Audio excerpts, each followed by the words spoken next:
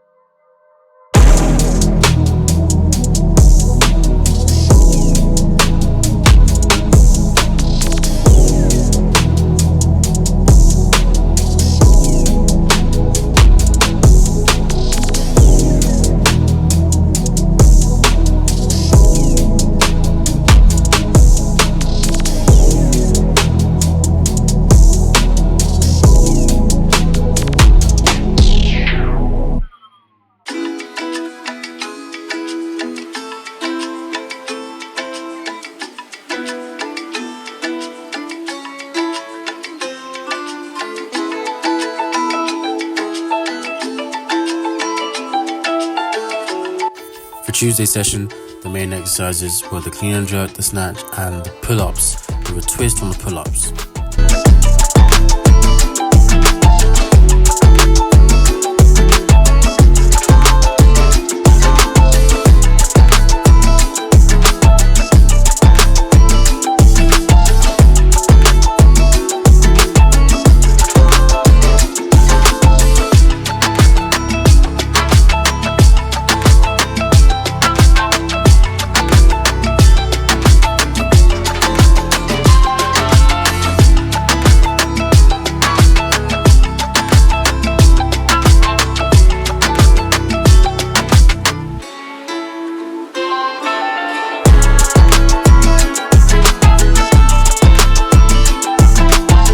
As you can see here, the clip's broken, which means I can't do pull-ups or dips. I end up cutting my version short here, but moving forward until the clip I've already ordered comes, I'm going to replace pull-ups and dips with bench. And for Thursday session, I increased the weight on the clean and jerk, the snatch, and the front squat, with the snatch matching my official snatch PB.